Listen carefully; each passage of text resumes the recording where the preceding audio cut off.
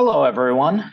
Thank you for joining us today for this USEA Consensus Program briefing, Hydrogen Market Module Component Design Report from U.S. Department of Energy's Office of Fossil Energy and Carbon Management. My name is Alex Krauke. I'm a Seattle-based consultant for the U.S. Energy Association, working on our Consensus Program, which is a cooperative agreement with DOE's Office of Fossil Energy and Carbon Management that seeks to educate the public, policymakers, industry, and other stakeholders and build a consensus on the benefits of and requirements for CCUS and carbon management technologies in general, such as hydrogen, which we'll be discussing today. Other topics include carbon dioxide removal, methane emissions mitigation, environmental justice, sustainable development of critical minerals and rare earth elements, and many more. We do this through a series of activities, including briefings such as today's, workshops that we hold both virtually and in person. We will put out various reports and white papers, put those out throughout the year. And then we also have a monthly news clips to help keep our stakeholders informed. If you are not already on our mailing list and would like to join, please feel free to email my colleague, Michelle Littlefield at mlittlefield@usea.org. Just a quick logistics note, this meeting is being recorded. We will plan to post the recording as well as a PDF copy of the slides from today on today's event page.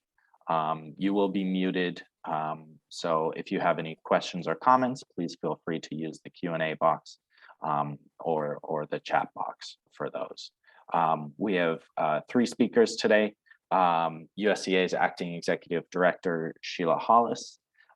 Then we have Jordan Kisslier, Engineer in Environmental Systems and Economic Analysis at DOE's Office of Fossil Energy and Carbon Management, as well as Jose Benitez, who's the Director for Systems and Economic and Environmental Analysis at DOE FECM.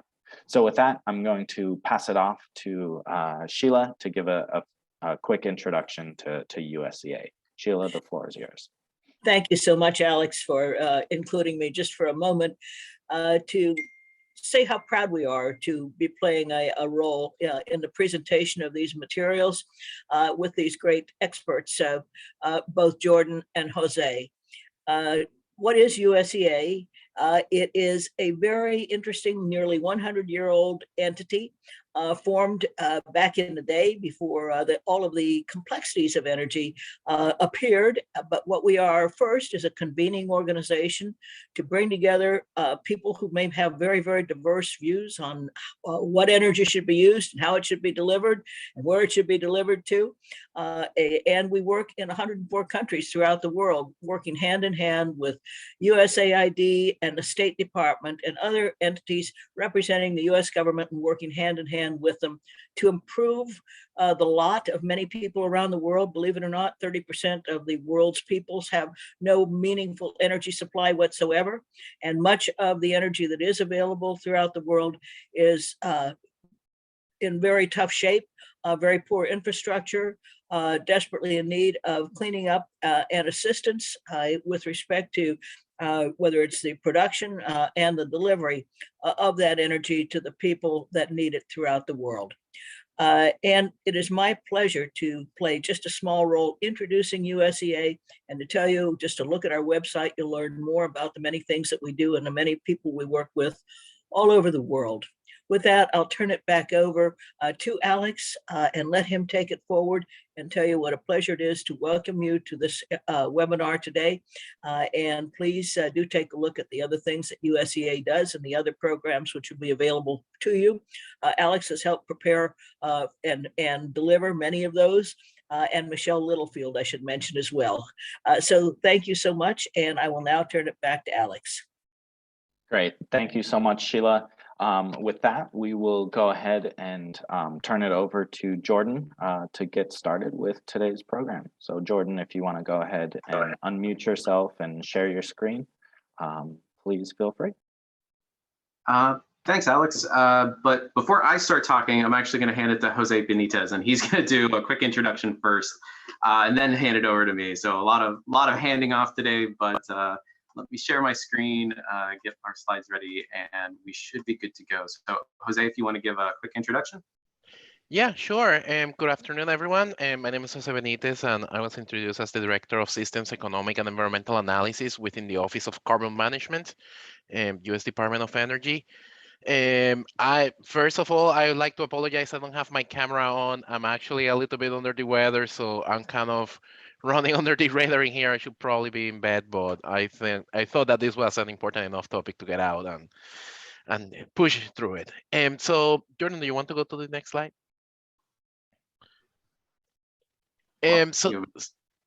So basically, today we're gonna talk about the hydrogen market model, and this is a joint project between EERE, FECM, and EIA, and we're all collaborating and participating together on creating a modeling platform within the National Energy Modeling System, in which we can explore what are the potential developments and deployments and kind of composition of a US based hydrogen market. And we're very excited about this. This actually is part of a bigger effort from the Office of Fossil Energy and Carbon Management to actually have integrate into modeling the processes, algorithms, and methodologies to chart a pathway to achieve the administration goals into the future.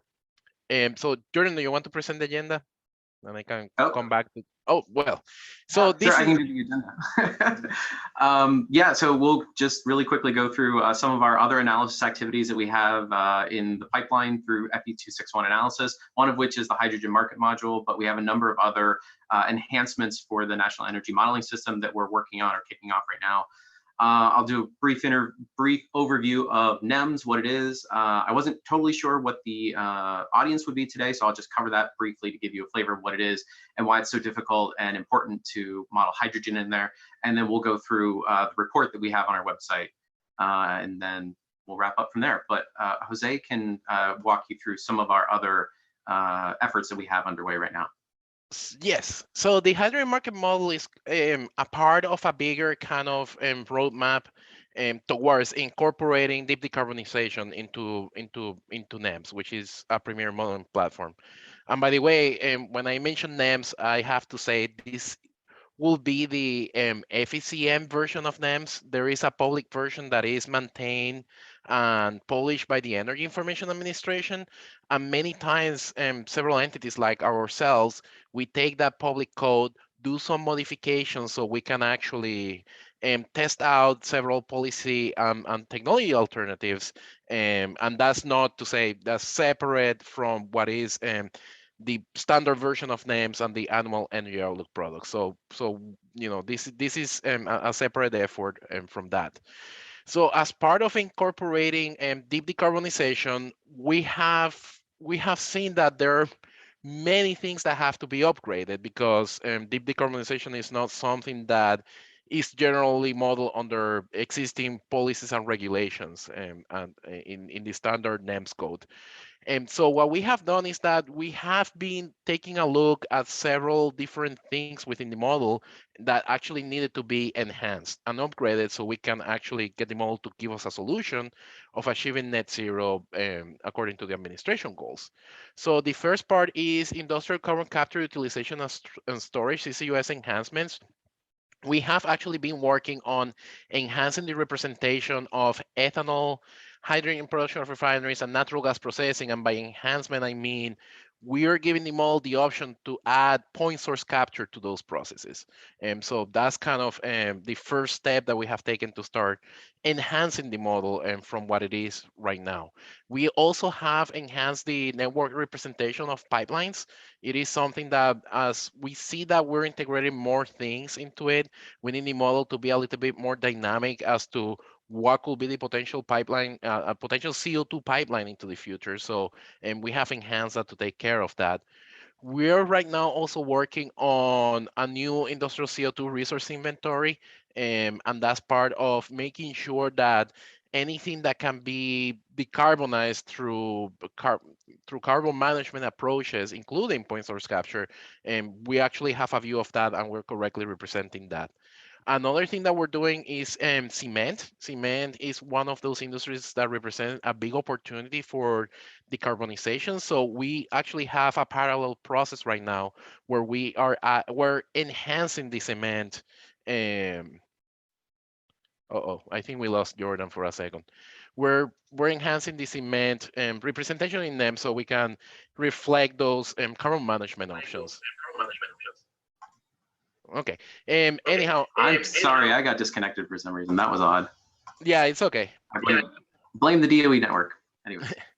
Anyhow, we are also looking at other industries like steel production, wood and paper products. We're in planning phases for approaching those. In terms of bioenergy CCS, we have completed an enhancement that does co-firing and a retrofit of existing coal plants. We're actually working on adding other enhancements to better represent the bioenergy CCS opportunity. Today we're here because of the hydrogen market model, so that's one that we have development underway. And one of the reasons we're doing this presentation is because we want, if anyone has comments or feedback on what we're doing, we are more than glad to take those. And we're gonna have our email addresses at the end of the presentation, so we encourage people to send us comments on this. We're also working on integration of carbon dioxide removal, and we have actually added direct air capture to the model, and that was a vital component towards achieving, let's just say, convergence and having a solution for net zero. But we're also looking at other carbon dioxide removal reduction opportunities within the model.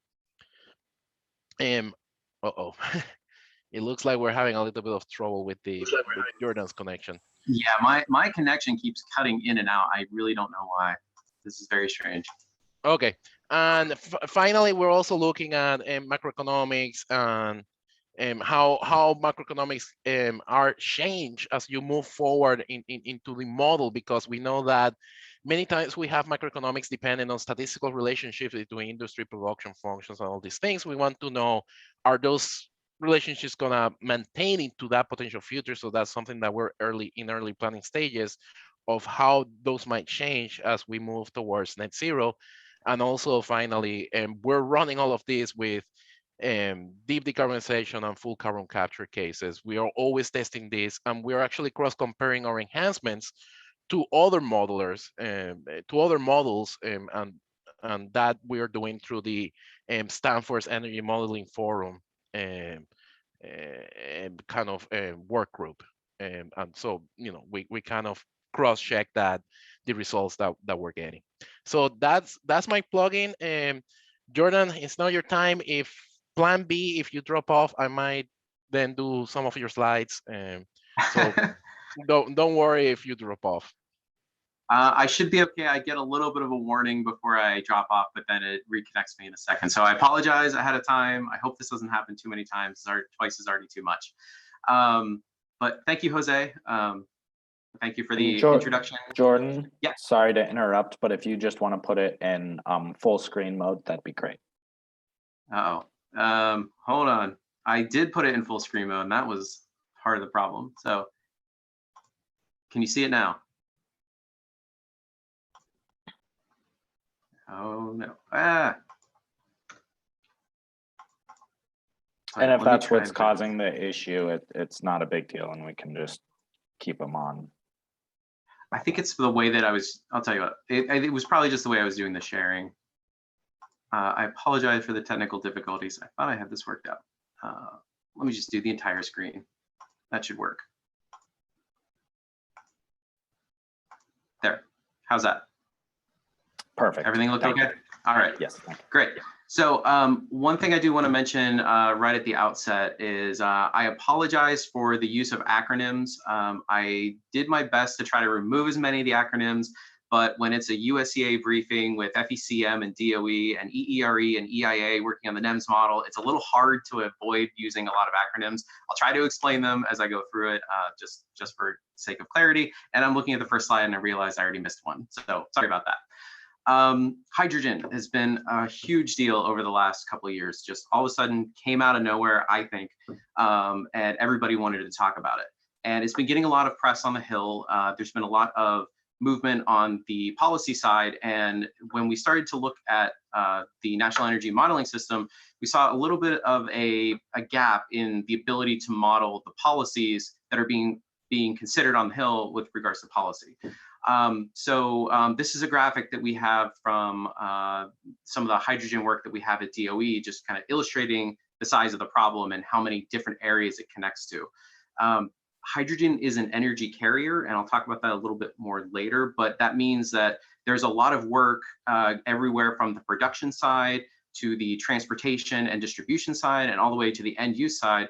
And a lot of technologies are being considered all together in creating kind of a new infrastructure and a new economy, more or less. And one of the big ones that's been discussed is a hydrogen production tax credit. And one of the unique things about the production tax credit is that it's being pegged in a greenhouse gas footprint kind of metric, meaning that for every kilogram of hydrogen that's produced, the production tax credit looks at the credit with relation to tons of CO2 that are also produced. And that puts a very unique challenge on there because you've really got to look at the entire life cycle of the fuel that's being produced. In addition to that, we have hydrogen hubs that have been authorized through the Infrastructure and Jobs Act. We have clean hydrogen manufacturing programs, and we have a whole host of hydrogen pathways and research is being done at the Department of Energy. So there's really a need to get an integrated model together to study the impacts of all of these different policies and try to assess how the expansion of hydrogen will take place in the US. We've been working jointly with EERE, that's Energy Efficiency and Renewable Energy, and their hydrogen office. And we've also been joined with EIA in development of this hydrogen market module. And I'll talk in a couple of seconds about its integration with the Nems system and show you why it's been such a large project and such a big undertaking. We started this project in November of 2021, where we just started outlining the requirements and what exactly we wanted to model. And we recently completed the component design report, which is what we're here discussing today, and published it on our website. It was completed in February, recently published on our website, and I'm not sure if it was published on the EIA website just yet. I think it will be soon on their modeling portal. But it's been a joint effort over the last couple of months to come to a consensus of what we want to model and how we want to approach it. We have a preference for knowledge-based modeling, and this is something that I'll talk about more in depth a little bit later, and building on a lot of the existing infrastructure that's already in Nems, including a lot of the code base and using a lot of the existing processes that are already there. And then finally, there's also in development a submodule within the electricity market module of Nems that is already looking at hydrogen storage potential, and we want to make sure that we're integrated with that and that we respect the boundaries and make sure that everything is harmonized and that we're not discounting anything that already exists. So what is Nems? One aside really quickly is that I did look at the participants list to see who's on here, and there are a number of folks from EIA. So hopefully I get this correct, at least in a high level layman's terms. And if I don't, you can tell me about it later and I'll refine my approach a little bit. So the Nems, National Energy Modeling System, projects the production, imports, conversion, consumption, and prices of energy, subject to assumptions on macroeconomic and financial factors, world energy markets, resource availability and cost, behavioral and technological choice criteria, cost and performance characteristics of energy technologies, and demographics. So what does that mean? It's an integrated system that looks at the United States energy system in as great detail as possible. I like to think that, or not think, but when it's used to project the current laws and regulations in the United States, it gives projections and not predictions of what's going to happen in the United States, given the current set of energy technologies, consumer choice, and other factors in the model. Referring to this graphic on the right, it kind of is broken down into three major components. On the left, you can see this big blue box, which has a number of modules that are resource supply modules. So oil and gas, natural gas, and coal. So these are primary energy extraction and production. And then these primary energies go over to a conversion/transportation sector, which is the electricity and liquid fuels, where those primary fuels are turned into things like electricity and gasoline, and then sent to the end users. And then over on the right are the demand modules, so residential, commercial, transportation, and all of this is integrated together in a central module that puts together all of the end use demands and the upstream production and tries to balance everything in as least cost system as possible. If you've heard of the annual energy outlook that gets put out every year, NEMS is a representation of the current laws and regulations, and again, does those projections within the model.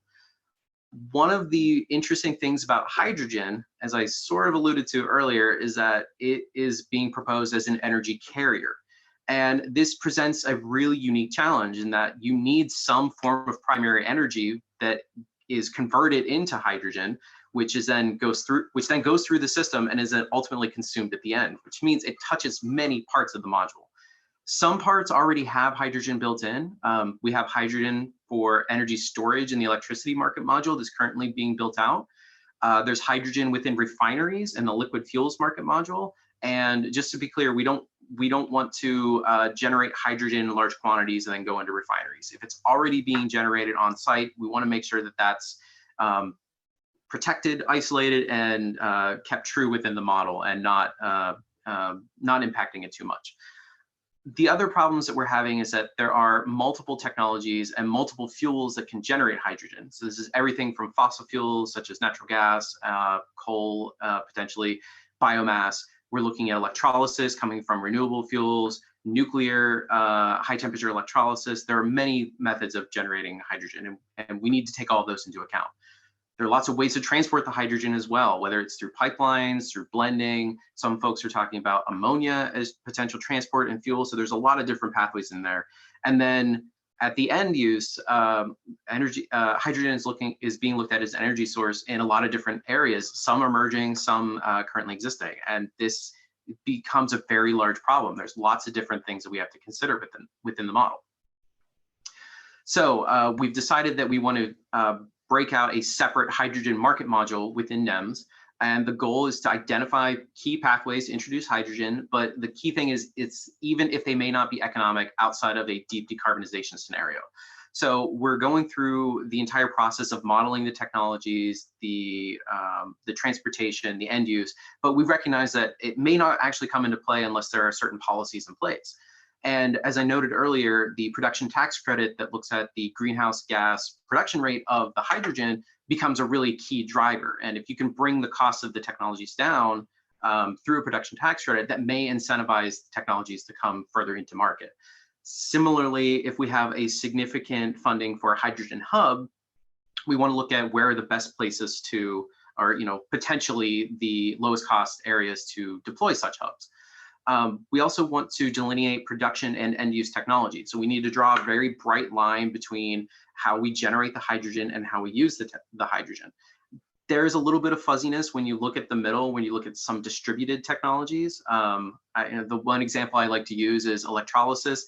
Do you generate it at a central location and then ship the hydrogen, or do you ship the electricity and then generate it in a distributed sense? And we want to make sure all of those things are taken care of. And we've also been working with a number of the national labs and all of our program offices to gather as much public information as we can regarding the cost of the technologies, the status of the technologies, the end use demands. We've been working with the National Renewable Energy Laboratory, the National Energy Technology Laboratory, and the H2 at Cost project, which is producing a lot of good cost information on hydrogen production. The goal that we usually have when we work with NEMS is to keep as much information from publicly available sources as possible, and we avoid the use of proprietary data as much as we possibly can. So the document that we have on the website right now is called a component design report, and it's a report that outlines the approach to developing code for that goes into NEMS.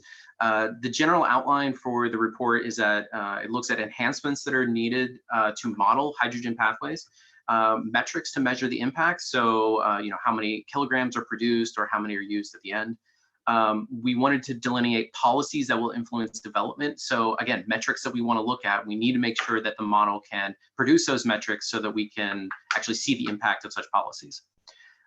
We go through the design philosophy of the module, including what capabilities we want the module to have. It's not in this slide, but I'll talk about the knowledge-based modeling on the next slide, which is, I think, one of the major design philosophies that has really come up in the last couple of years through work with EIA. We also list out the technologies that we intend to characterize, and it's not an exhaustive list. It's just a list that we're beginning with, and we think that we can have a flexible approach to adding technologies in the future. Potential modeling approaches, how we want to lay out the module, and then how we want to integrate that with existing modules. And I have a nice graphic at the end that shows kind of the scale of the problem and how many different areas that it touches within the model. There we go. So on the model structure, we want to make sure that there is enough flexibility to account for a wide variety of policy designs.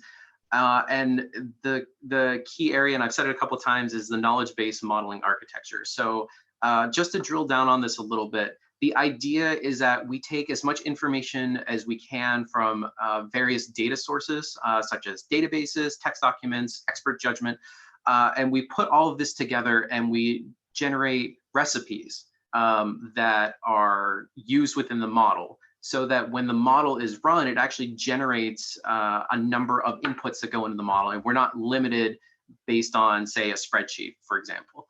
And the one, my favorite example that I like to use is the electricity market module, and I apologize to those who work on it and know it very well. It has a limited number of electricity technologies within it. And it can be difficult to add a new technology because you have to look through a limited list and say, if we want a new technology, one has to come out and a new one has to go in. The newer modules and the newer approach is to use the knowledge-based approach, which actually gives a flexibility, and you aren't limited to the number of technologies that you have in the model. And that counts for both the input side, the production side, and the production technologies that we have, and at the end use. So we're not limited in how much can go into the model. So once the user has provided the inputs, the data and recipes that go into creating the model, it then generates a number of model inputs that get injected into the individual modules so that we can be as flexible as possible. And this is really important because when you start and develop a component design report, you have to think about how you want to integrate all of these things from day one. So you can't just go back and retrofit the model later to add this flexibility. So it's really important to get these things right up front. We also want to make sure that the model interfaces with standard EIA reporting tools so that it's as integrated as possible and it's a full part of the model and not just operating off to the side. And our initial foray is really focused on the domestic representation of hydrogen. There's been some talk of hydrogen exports overseas and some imports, but for now, we're just planning to leave a placeholder. We'll come back to it later if there's significant demand for it, but our primary focus is to get domestic representation under control before we start to go too much further. A quick note on hydrogen accounting. The production is going to be distributed across several modules, but we want to make sure that the hydrogen market module itself will track the production from all of the technologies and the energy input that goes into production. Two wide examples. The electricity market module produces electricity, and then we have potentially from renewable sources, which goes into electrolysis, which goes into hydrogen. Or you could have natural gas production that goes through steam methane reforming that also goes into hydrogen production. The point is that accounting is not straightforward. It's not just a matter of this many kilograms from this area, but again, we also have to account for greenhouse gas emissions throughout the process.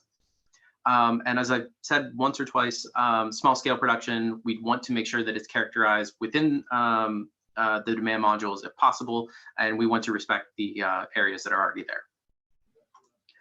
On the side of production technologies, we're focusing on technologies that are in the near to midterm path and that are close enough to commercialization that we can model them. We're not looking at really niche early stage research technologies that don't have a market yet. We're looking at closer to market things such as electrolysis, such as steam methane reforming. And actually I have a slide on this in a second, so I'll not talk about too much. We want to represent all the possible technologies, and through the knowledge-based modeling approach, we're hoping that we can have a flexible representation to add technologies as we need to later. I've already mentioned this about keeping hydrogen integrated in the current modules. We also want to make sure that we have CCS handled appropriately. So there is another module within Nems called the Carbon Transportation Utilization and Storage module, which accepts CO2 from a number of different modules and makes decisions on its ultimate fate, whether it goes to enhanced oil recovery or whether it's used for deep geologic storage. And we want to make sure that the quantities of CO2 are handled and transferred between the models appropriately. This is a short initial list of proposed production technologies. It is not meant to be exhaustive and is not meant to cover everything under the sun, but we do want to break it down at least by the type of hydrogen and the fuel source. And then we have a representation of the cost and the performance of the technologies that go into the model. Something that I will highlight here that is missing, and it was an active conversation that we had early in the development, is that there are no colors. When people talk about hydrogen, there's often, it starts to go into colors, whether it's blue hydrogen or gray hydrogen or green hydrogen or pink hydrogen. It's a whole rainbow of colors out there, and we made a conscious decision not to have colors. We care about where the initial fuel source is coming from. We want to track the CO2 emissions of each of the technologies, and we want to make sure that we're representing all technologies available, but color is just a loose categorization that people have come up with. And we're doing our best to stay away from that. And that, again, that was something that we had very spirited conversations about early on, but that was a very conscious choice. On the transportation side, we wanted to make sure that we have pathways both for dedicated hydrogen pipelines that would be handled within the hydrogen market module, but also blended pipelines. So there's an interesting CRADA, Cooperative Research and Development Agreement, called the High Blend Project, that is looking at how you blend hydrogen and natural gas and what can pipelines handle and how would this deployment happen. For purposes of our modeling, we want to make sure that the blended pipelines stay in the natural gas market module, dedicated pipelines can stay in the hydrogen market module. But we do want to keep other pathways open. Ammonia was one that was mentioned earlier. So just want to make sure that we know how to move hydrogen. On the end use side, again, flexibility is the name of the game here. We want to make sure we add as many energy carriers as we can if we need to. So things like ammonia have actually come up in a lot of conversations. Some small scale hydrogen, it's a little bit lower of a priority that we have in the model. The exception being medium heavy duty vehicles, because there's been some movement in refueling stations and a good deal of interest in that side. The end use representation, we want to make sure that it's integrated within its respective demand modules, and we know that there are going to be some instances where self-production is going to happen. I like to think of small fleet-based vehicles. Bus refueling, for instance, could have some internal self-production of hydrogen that occurs in there. And one thing that we did have a conscious decision on as well is that we wanted to avoid maritime and aviation pathways. We don't really want to do that in early modeling, but if anybody knows of like a marina that's producing hydrogen to go into ships or something like that, then we're all ears. But right now we're not planning to incorporate maritime pathways. This is the big kind of graphic that shows the scale of the problem and everything that has to integrate within the market module. I included a key over here because this is just acronym soup all over the place. But generally, we want to have energy supplied by the orange boxes that kind of feed into the hydrogen market module. There's a lot of information that needs to get passed back and forth between the hydrogen market module itself and all of these submodules. Renewable fuels, coal, electricity, natural gas, liquid fuels, they all have to pass information back and forth. On the demand side, we do have to produce or provide how much hydrogen is being provided and the price of the hydrogen to the sub-demand modules. We're not really looking at modeling consumer choice of the greenhouse gas. So let me see if I can say it the right way. We're going to tag the hydrogen produced and how much the greenhouse gas intensity of the hydrogen, but I don't think we're intending to look at consumer choice at the end, saying they want to buy, a certain amount of hydrogen. Similar to, how do you send green electrons? Although there are methods of doing that. And we do have kind of a side pathway for ammonia that kind of gets put down at the bottom. So this is just a rough schematic, and you can see it touches many different parts of the model, and it goes in a lot of different directions, which it's a very large problem. So the next steps that we have right now, we're working on the hydrogen market module development. We're actually just starting into the coding part of it, such as looking at the mathematical equations of how we want to actually balance the hydrogen production and demand. So that's early stage work that we're doing now. So that's the next step after the component design report. We are intending to have additional hydrogen modeling workshops later this summer, once we get a little bit more comfortable with certain parts of the module. And we intend to have some draft code and work done later this fall. It may just be for internal work, but that's kind of our plan. So we'll see how close we get to that. In addition to all of these, we have a couple of follow-up studies that we're looking at through FE261. So just kind of taking myself out of the hydrogen market module for a second. We've got a number of deep decarbonization pathway studies that we're looking at as net zero by 2030 for the electricity sector, and for the economy by 2050 have really become kind of key metrics that we've been looking at. We're looking at IIJA impact analysis and how we can better inform kind of the development of some of those projects. And 45Q, so for those who aren't aware, 45Q is a tax credit available for carbon capture and storage. There's been some talk on the Hill about potentially expanding 45Q, either increasing the dollar value or changing some of the deployment dates. And we're looking a little bit more closely at 45Q deployments and how we can better model them in the future. So that's a very rough overview of what's in the component design report for the hydrogen market module. Jose Benitez kind of gave the overview of other things that we're doing, and his contact information is here as well, and my contact information is down at the bottom. I understand that we have this scheduled for 2 to 3, so we're a little bit early.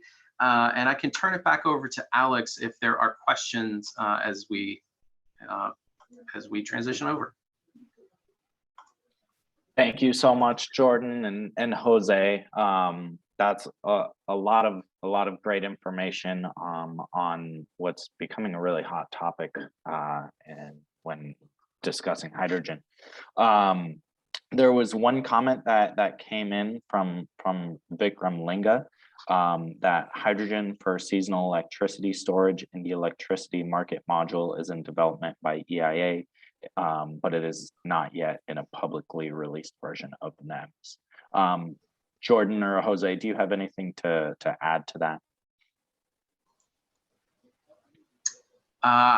That's an accurate statement. It's under development within EIA. And as we wrote the component design report, we wanted to make sure that we respected the work that was already going on in there. But yeah, that's right. They are looking at seasonal storage within the electricity market module, as was mentioned. If you have excess electricity at certain parts of the year, it could be converted into hydrogen and then later on burned potentially in a hydrogen turbine or other processes to recover that energy. It's something that's been looked at for kind of larger scale storage, more so than batteries, and it's kind of on par with pump hydro storage. Jose, I don't know if there's much more to say about that, and I think Chris Namovich is on the attendees list as well, so hopefully I said that correctly. Great, yeah. Thank you. Oh, sorry, go ahead, Jose. No, I was just gonna mention, nothing to add. Yeah, there is obviously active development at the EIA side to address the hydrogen question. And what we're creating is hopefully complementary, but also much more comprehensive, because we're trying to take a look at how hydrogen can be used for carbon management writ large across many industries and across the whole economy. Got it. Thank you. Another question that came in, for entities developing an application ahead of the hydrogen hubs FOAs, how best can those applicants work with you and your office to create a more robust and competitive application ahead of the deployment of the hydrogen market module? Yeah, so for this question, we're actually, what we do is that we provide kind of forecasts and analysis to our sister divisions, which are basically the ones that are carrying out the process of the hydrogen, the hydrogen FOAs. That's something jointly between FECM and EERE, and there are other things that are ongoing right now that those sister divisions are doing. So if there is any comments in terms of, you're missing something in your hydrogen market model, we think that this pathway is something that you're not considering, but we think that it's going to be something that is going to be significant in the future. And we have those 2 emails that we presented, and they're going to be on the USCA website. Please reach out to us and let us know about that. But we don't work with applicants directly to basically assemble their applications, because we kind of stand a little bit as a evaluator, and also it will be a conflict of interest for us to kind of work with for applicants and directly. Fair enough, and thank you for clarifying that. Jordan, I saw you got back on camera. Do you have anything to add? No, I think that covers it. Perfect. A question I had for you guys, when you had the table of hydrogen sources, you listed electricity from the grid. Can you clarify that a bit? I guess I've never really, that it may just be my own ignorance, but I've never really seen that as a quote unquote source of hydrogen. So sure. So basically what's happening is that you might have a provision of hydrogen by a seasonal offset. So you might have, in a deeply decarbonized world in the future, you might have excess electricity during certain periods with high renewable generation, and then you have other periods where you have low renewable generation. And kind of like this seasonal question has been posed. It is something that I'm getting feedback. Okay, it is something that has been posed, and when we look at battery systems, it's kind of like, you can do the diurnal difference, but reaching from the summer to the winter is something that might be a stretch too big. So that's where hydrogen comes in, where you might have a future decarbonized grid that is generating excess electricity. You might be able to turn that electricity into hydrogen and store it in some sort of geologic reservoir or some sort of place where you can store large quantities, and then use it when you have periods of low renewable kind of generation to complement that, and not have to use something like some sort of backup like combustion turbines with maybe some other carbon management opportunities. So we want to be able to compare those kind of strategies within this model, and that's why we're including electricity, because there might be a future where you have decarbonized electricity, so you could use it to power these hydrogen electrolyzers and do that seasonal offset. Got it. That makes complete sense. I guess in my head, I imagine that as being production from renewables. However, I see how you need to differentiate the two. So thank you for that, Jose. And then also a comment from Mindy Farber Deanda that electricity from the grid is how the first electrolyzers will be supplied. So thank you for clarifying that as well. With that, I don't see any more questions or comments. We'll give people just a couple more seconds. But yeah, just want to say thank you so much, Jordan. Thank you so much, Jose. I don't think anyone is ever going to complain about a webinar not taking as much time as planned. So it looks like we'll give everyone about 15 minutes back in their day. Just as a reminder, we will be posting. Oh, here we have a question. How do we access HMM? So at this point right now, because we're in development, that's something that obviously is internal to the OE. It is something that when we finish the construction, we're gonna do analysis on it, and we're gonna be publishing those analyses. The HMM itself, it is something that we will be presenting obviously to EIA. That's why we have them integrated into this work. But it will be up to EIA to determine if that is something that they're going to be publishing in their main model. And we have to remember that the main model is intended to follow existing policy rules and regulations. So it has a very specific use. So incorporating this hydrogen model, it is a significant investment. So because EIA is an independent agency, that's something that they're going to have to evaluate if that's going to be published. From our perspective, if someone is interested once we develop this in having access to the HMM, it will be something that, please contact us, and we will have to see how we do this, because it does require a lot of expertise on the inner workings of NEMS to be able to incorporate this into someone's version of NEMS. Having NEMS running on in your organization is very complicated to start with. Having to do development and kind of bolting on something that someone else made, it is quite an undertaking.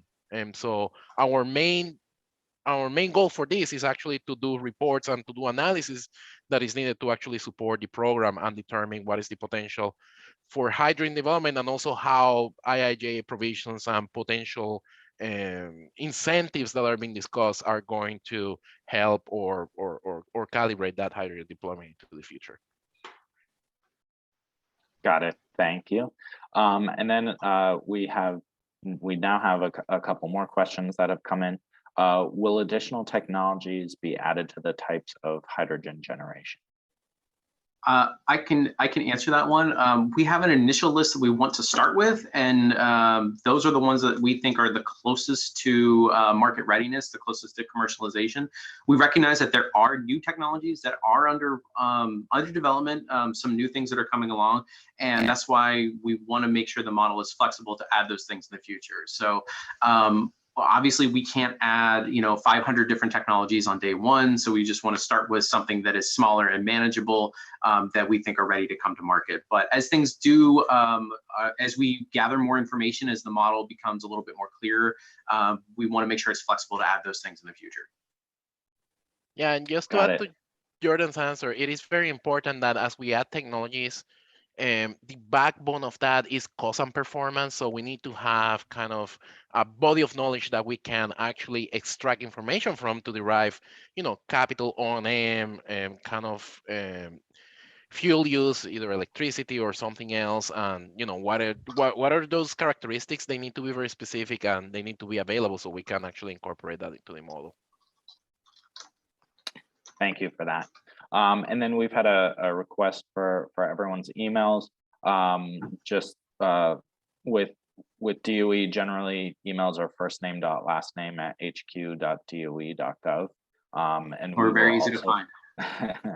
We'll also be posting the presentations or the presentation on our event page, which will also include that contact info. And then one more question, is there public access currently to the CDR? Yes, we have that one, as well as a component design report for cement CCUS posted on our FECM website. And I'm not sure if it's been posted on the EIA website, but we could probably include that with the recording to give people access to it. Great, thank you. That would be much appreciated. And with that, and it looks like there's clarification that you are correct. It's not on the just the FECM website. Yeah. All right. Well, with that, I think we will go ahead and close it out. Just as a reminder, we will be. Oh, sorry. got ahead of myself and want to give Sheila Hollis a chance to close us out as well. Thank you so much. And it's been an honor to have both Jose and Jordan with us. And thank you to the audience, the participants for listening in, and stand by because we'll be getting out some more information and opportunities for you to learn a heck of a lot more on the topic and all the other topics that will be covered through the United States Energy Association. So thank you for your attendance. And thank you to everyone who attended today. With that, we hope you have a good rest of your day, week, and have a good weekend. Thank you, everyone.